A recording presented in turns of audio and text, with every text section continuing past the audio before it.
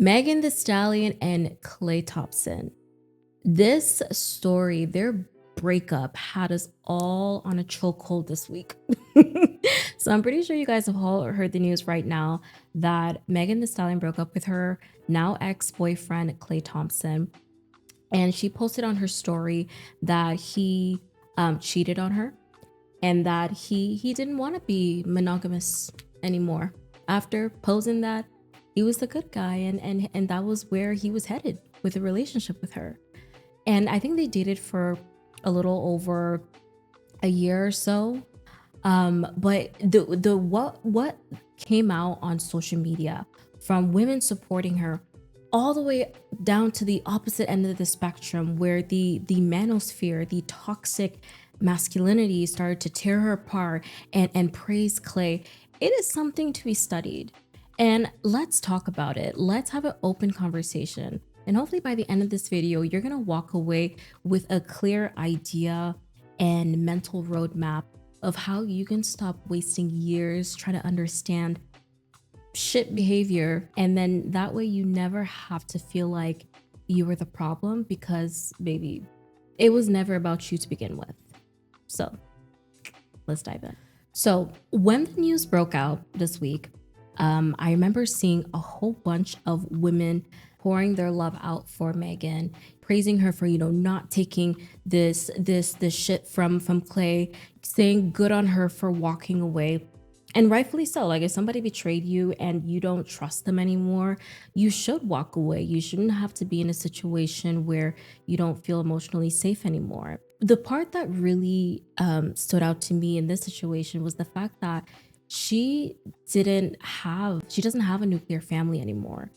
She lost both of her parents. So I remember seeing videos of her and Klay, and you really saw how fully immersed she was in his life, in his family, cooking for his family during the holidays. So she really took the role as his girlfriend serious.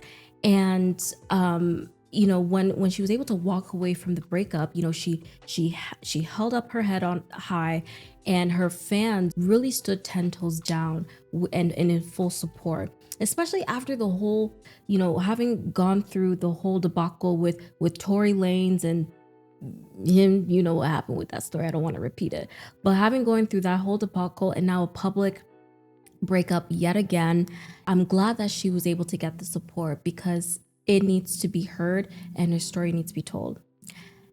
And then as we progressed towards the week, we then saw a second wave of noise on the internet. We saw the men who defended Klay. Like, there was a lot of men online saying that he's an NBA player. Why should she expect any different? He's tall, he's handsome, he got money. Like, his track record shows that he's been a cheater, will always be a cheater, and always gonna be a cheater. And when you really sit down and you think about it a little bit further, him cheating on Megan, Klay Thompson cheating on Megan, really mirrors the feelings, the emotions, and the actions of these group of men, these toxic, misogynistic group of men. And as the days started going by, you saw an influx of videos on social media, and you saw there was just this hatred and prejudice against women. It's almost like, when Megan broke out the news, like, there was this predisposition and this negative bias they have towards Megan. And when you look at Megan Thee Stallion, she represents a lot of things. She is an image to some people of female Black empowerment. Like, she's young, she's Black, she's beautiful, she has money, she has fame, she is sexually expressive on her own terms. After the whole legal mess with Tory Lanez, like, she was still unstoppable. Like, she went on making music, doing tours. And even right now with this whole cheating scandal with Klay Thompson, she's going to be resilient even after the cheating, because at the end of the day, she chose herself. She walked away from the relationship. She held her head up high, and her her essence, her being, a woman who's not afraid to walk away from a situation, that is a threat to the male ego. Instant, automatic threat. So if you're someone who is unevolved, egotistic, misogynistic, and you're adding to this outside noise, when you see a successful Black woman like Megan say, this man hurt me, this man betrayed me, you know, a lot of the times the initial reaction was a disbelief. They didn't believe what she said. And then they minimized how she was feeling, and they attempted to try and dehumanize her. And rather than feel sorry for her and try and hold space for her, instead they were praising Klay Thompson as if he was the king of the pack, the alpha of all alphas, the one who really represented this community well. And as I mentioned earlier, Klay Thompson really mirrors a lot of their feelings, emotions, and actions, and their unhealed trauma, if you really want to think about it, whether they want to admit that or not. Because to them, Klay Thompson equals high value man, high value person. And in this manosphere, in this toxic male manosphere, there is this unspoken rule that men don't commit and they're not monogamous at all. And cheating isn't seen as betrayal, but rather something to expect in a relationship. And in these high value spaces, it's almost like there's this contradictory emotional contract where they feel like men deserve loyalty from women and women should stay at home, don't cheat, be supportive, be submissive. And at the same time, the men do not owe that same loyalty to women. They don't owe that supportiveness because at the end of the day, they have needs and they have options. So when you have a woman like Megan that states her standard and demands that, you know, that same contract be reciprocated, that her pain matters as much as his freedom does, it completely exposes that lie. It flips that lie on its head. And rather than try and, you know, look at the lie and try and examine it a little bit better, they then attack Megan for even attempting to expose it and name it for what it is. So you see a lot of resentment.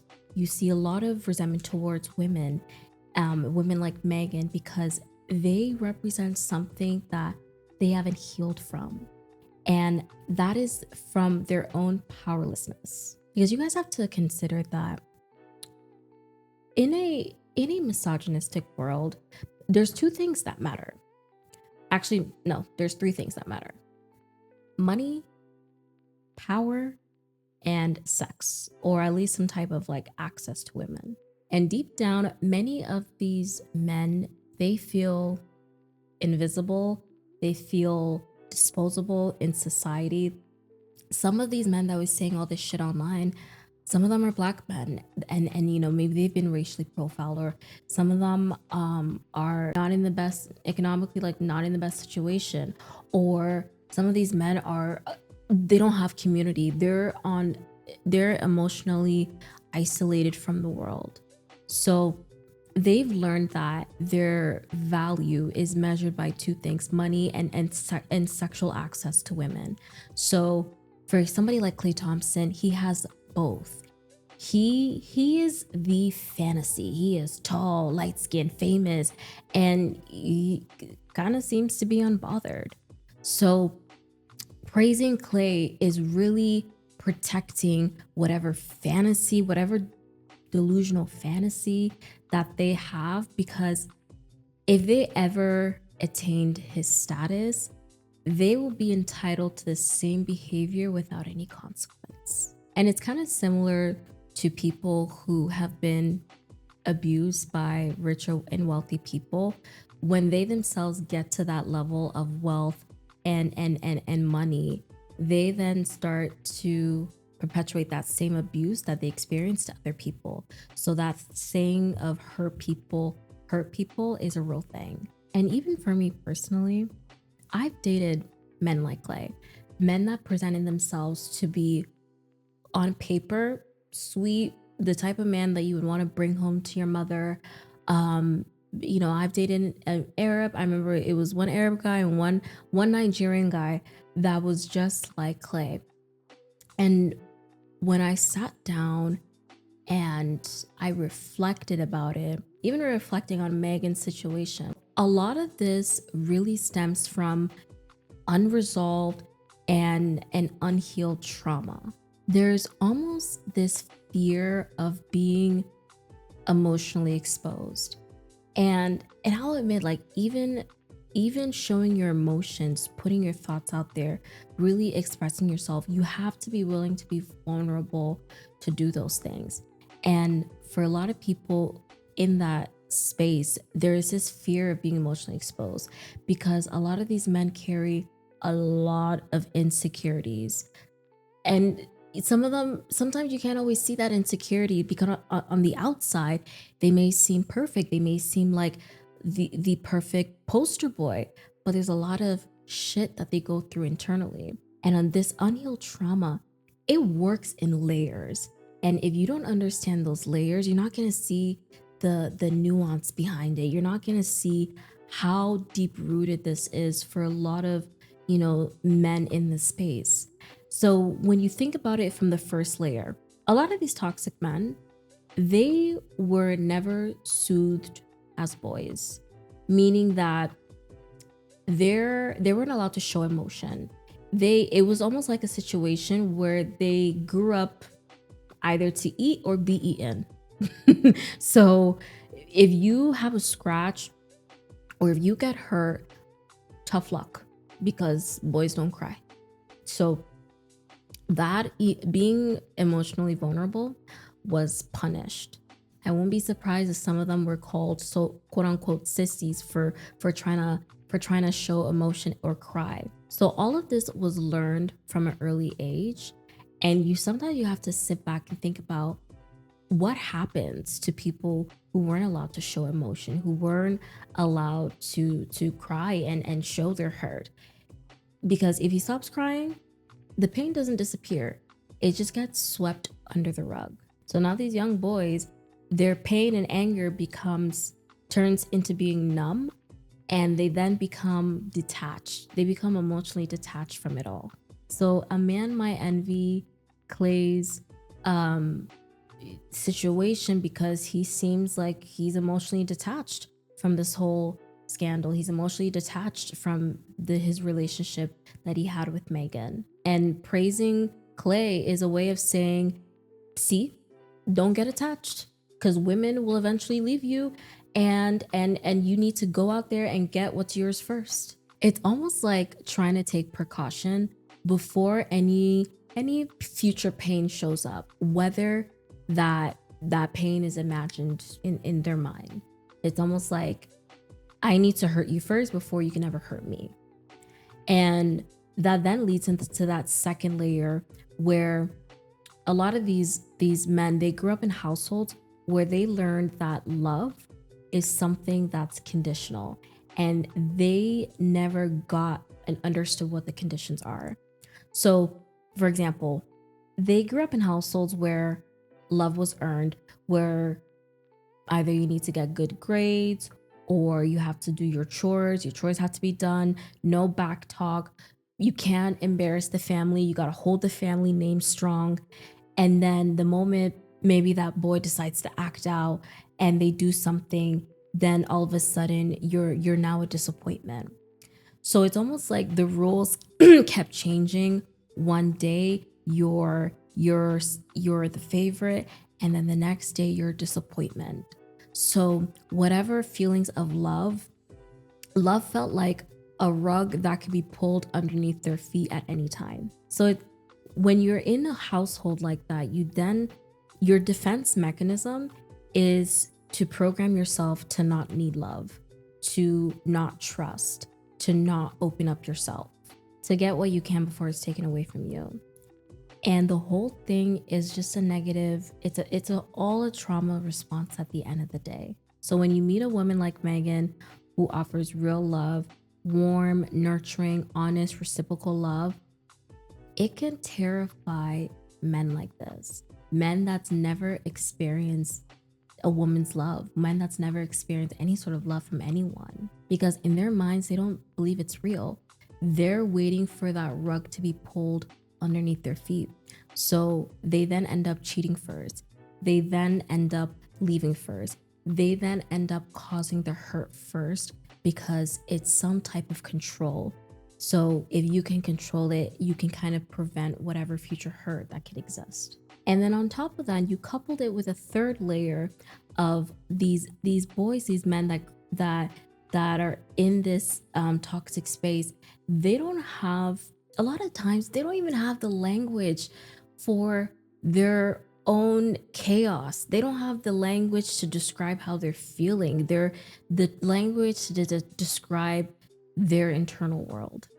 So in many Black households, and I would even add this, I'm Nigerian, okay? I grew up in a Nigerian household. It was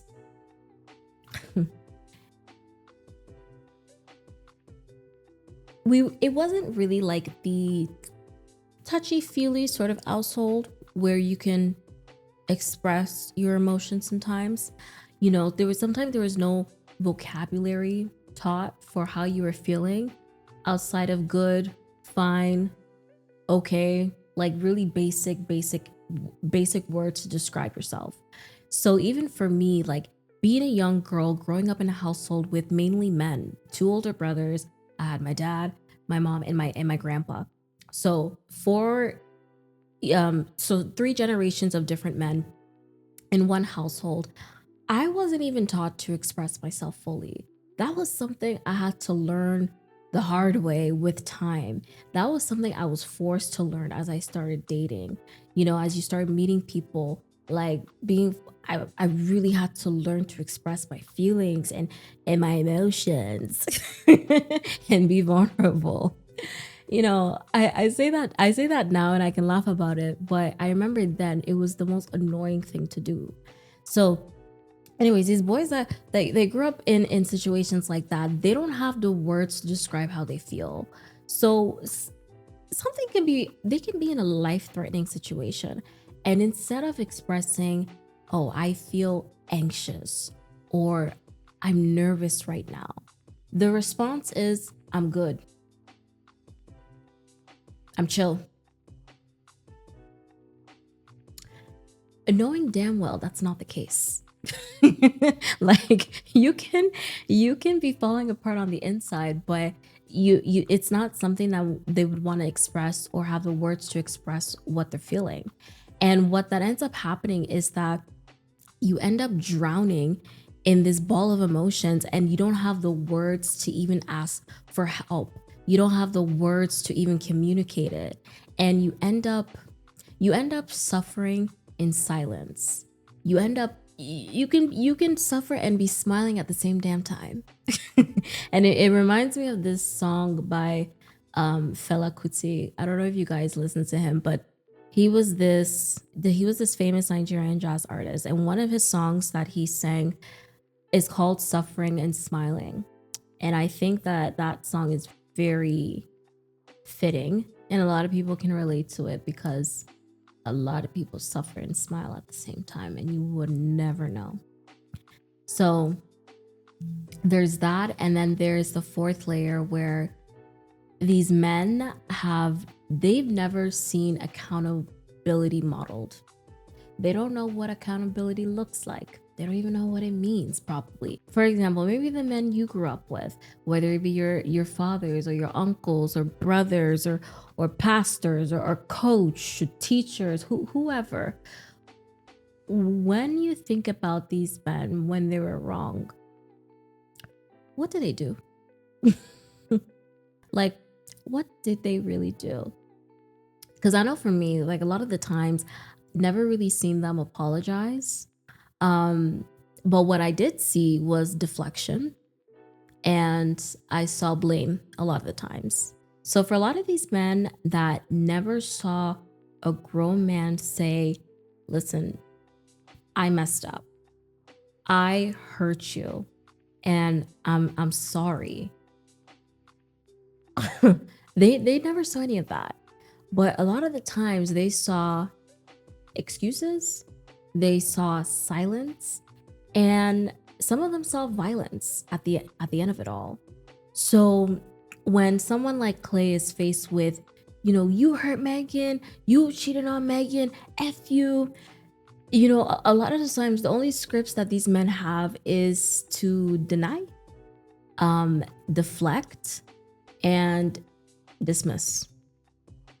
So deny, deflect, dismiss, or even better yet, praise Klay for doing what he did, because admitting any wrong is weak.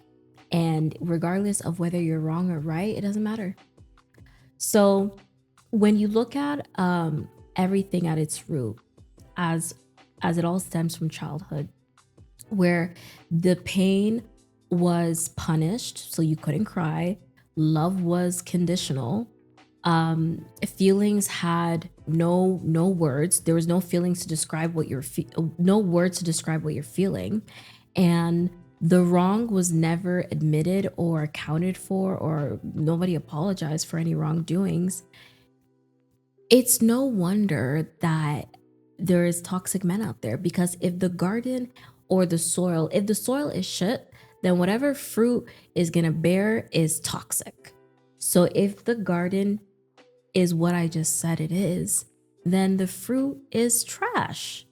And there's even this old African proverb that says the soil that was never watered cannot grow a tree that's going to provide shade, or that's going to provide some type of protection. So the foundation was set up to fail, unfortunately. Now, this whole video isn't just about Klay and the whole Megan situation, because really with a lot of these celebrities in pop culture, they're just a good mirror. They're a reflection of what's really going on inside of us. And, Klay is an example of showing an entire generation of men exactly what they've been taught and the impact of that misogyny. And what happens when, when you really sit down and you think about those actions, instead of stop trying to defend it, when you really sit down and you look at that mirror and you start reflecting, and that's when you can start looking at ways to address your unhealed trauma, address the things that you're unaware of. And one of the first things that could really help is doing some of that inner work on the biases that we all have. Because at the end of the day, if you're not aware of, the biases that come up one by one, you're going to be spewing it out and about everywhere. And it's one of those things where you really have to catch yourself when you try and dismiss somebody's pain, when you dismiss somebody's experience, and you dismiss someone's feelings about the impact of another person's actions. And we really have to be comfortable and get used to sitting with that discomfort. And it's not a fun, pleasant situation to be in. It's not fun sitting with the shit that you cause. It's not fun sitting with the pain that you've caused somebody, but sitting with that discomfort and realizing that you've done the same thing Klay did, or you've defended somebody else who has. That is, being aware of those actions, of those biases, is one of the first steps to actually move forward. And then secondly, addressing unhealed trauma, and really thinking about the wounds that we all carry that we're not even aware of. Because it's okay to admit that you've been hurt. Like, it's okay to admit that you've been disappointed, like somebody disappointed you, somebody hurt you, and because of that you then harnessed it and you internalized it and you started hurting other people. Admitting that you've hurt others because of it, getting the therapy that you need. Let's normalize going to therapy. Let's normalize journaling. let's normalize having honest conversations with other men, with other women. Earlier in this video, I mentioned that at some point in my life, I didn't have the words to express myself. I didn't have the words to express the pain and the hurt I was carrying. And at some point, I caused hurt to other people because of that. And I had to go seek out therapy to before it leads to even worse and destructive behavior. And it's one of those things, especially like within the black community, that we have to start normalizing it instead of trying to stigmatize it. And I know that these conversations are being had, but there are certain groups that it's still stigmatized in certain groups. Like, it hasn't been normalized yet. So having those conversations, being unapologetic about it is really important. And third, being mindful of the company we keep. As I mentioned earlier, there is a lot of messed up people out there that have gone through a lot of crap and is spewing a lot of toxicness online. And because we have so much access to content and video, you really have to be mindful of not defiling your mind with rubbish. Being mindful of what's being consumed, of the soil up here, having people in your life that is not afraid to check you when you need to be checked.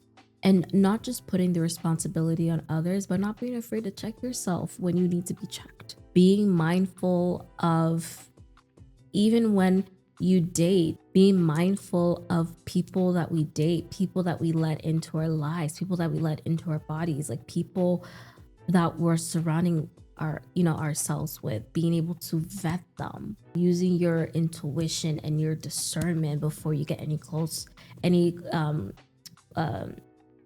much closer with someone.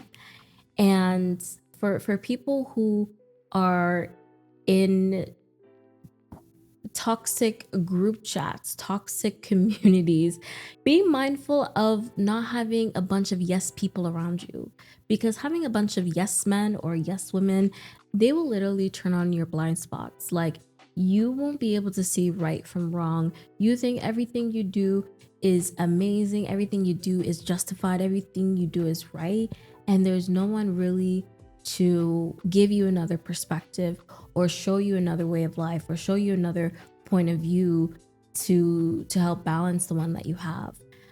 There's nobody there to really hold you accountable. So being protective of what you consume and the people you surround yourself with, because at the end of the day, all these things, once you start believe this information, you believe what you're consuming, you believe what people are telling you because of who you surround yourself with, it starts to affect how you talk, how you move, your actions, and how you interact with people day to day.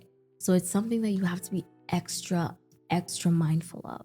Now, if you enjoyed this video, hit the like button. And if you want more intimate deep dives like this, where we have pillow talks and we talk about what's going on in the world and we really sit down and we have deep, honest conversations about it, subscribe to the Shh and Listen community and watch this next video. It's just for you. Until next time.